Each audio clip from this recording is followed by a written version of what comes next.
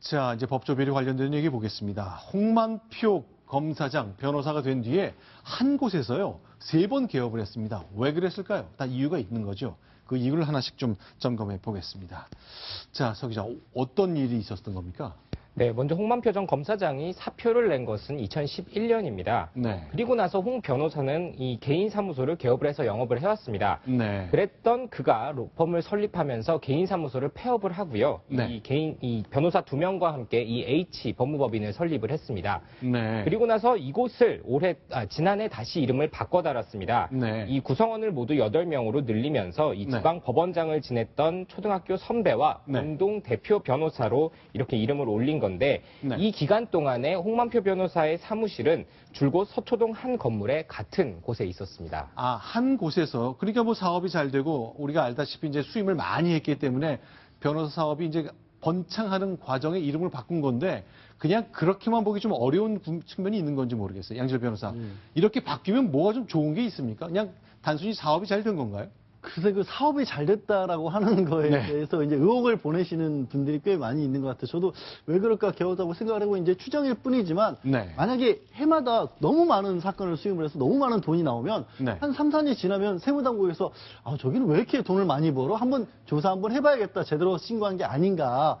그래서 조사가 들어갈 거를 우려를 해서 혹시 폐업을 하고 계속해서 법무법인을 바뀐 게 아니냐는 추측을 하는 거죠. 아, 그러니까 2011년 개업해서 2014년 폐업한 것이 홍만표 법률사무소인데, 그렇죠. 2013년에 1년 동안 내가 91억 원 수임했다고 신고했잖아요. 예, 그렇습니다. 그러면 세무당국은 이게 많긴 어마어마하게 많은데 다 할까 하고 그렇죠. 의문을 갖게 된다는 거죠. 2년, 3년 계속되다 보면 조금 이상하다, 한번 들여봐야겠다는 생각을 할 수 있기 때문에 사실 저거 바꾸는 게 굉장히 귀찮은 일이거든요. 힘들고 번거롭고. 왜냐하면 저희가 이게 사건을 일단 수임을 하면 사건이 하루 이틀에 끝나는 거 아니지 않습니까? 꽤 장기적으로 이어가다 보면 중간에 저렇게 회사를 바꾸면 기존에 냈던 서류들 다 다시 바꾸면서 우리 새로 선임계 내야 되고 폐업해야 되고 서류도 다 바꿔야 되는데 그거를 감수해 가면서까지 해야 될 이유가 혹시 그런 게 아닌가라고 이제 의혹을 보내는 거죠. 그러면요. 실제 이렇게 한 군데서 잘 돼가지고 막 바꾸고 뭐 5년 사이 3번 바뀌었는데 3번 개업했는데 이런 사례 보셨어요 혹시? 망해서 주로 요즘에 워낙 어렵다 보니까 같이 공동 창업을 해서 일하다가 망해서 다른 데로 뿔뿔이 흩어지면서 바꾸는 경우는 봤어도 잘 돼서 저렇게 바꾸는 경우는 저는 못 본 것 같습니다. 네. 자, 그러면 이건 어떻습니까? 최유정 변호사가요, 모두 26건을 수임한 형사사건 얘기를 좀 해야 될 것 같습니다. 오늘 아침 조선일보를 보다 보니까 깜짝 놀랄 수치를 봤습니다. 이것 역시 최종 확인은 필요하겠습니다만, 만약 대체로 이런 톤의 숫자가 맞다면 이것도 좀 문제가 있어 보이네요. 자, 이거 좀 설명을 좀 부탁드릴게요. 개인 사무소를 개업한 이후에, 그러니까 형사사건만 26건을 수임했다는 게 아침에 나온 조선일보의 보도입니다. 그런데 그 숫자가 좀 눈에 띄시죠? 예, 말씀드리겠습니다. 26건 수임을 했는데 그 중에서도 17건가량이 항소심 2심 사건이었던 겁니다. 처음에 재판을 받았는데 이 사람이 뭔가 재판이 잘 안 됐다라고 생각해서 좀 불리하게 결과가 나왔다고 생각해서 다시 17건을 항소심으로 했는데 26건에 17건은 굉장히 많지 않습니까? 절반 이상인데 항소심만 저렇게 많이 선임하는 경우는 그렇게 많지가 않거든요. 그것도 많지가 않은데 그중에서 11건이 연수원 동기거나 아니면 본인이 재판장이나 배석판사로서 인연을 맺었던 사람들에게 또 이게 갔던 거고요. 자, 그러니까 형사사건을 26건 수임했는데 1심 최초에 재판받는 사람 건은 9건.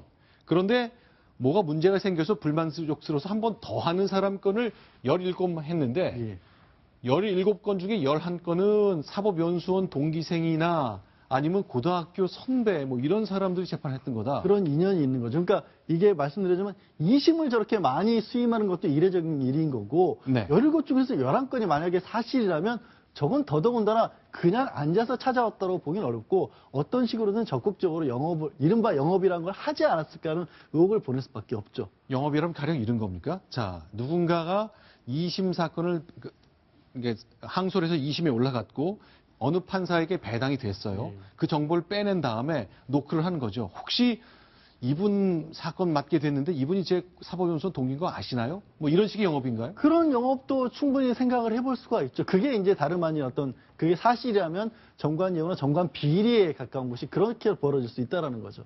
자, 일단 최유정 변호사가 예전에 있었던 다른 사건을 이제 구속된 분을 접견한 다음에 접견한 기록을 봤더니 서원한 기자 좀 눈에 띄는 게 있습니까?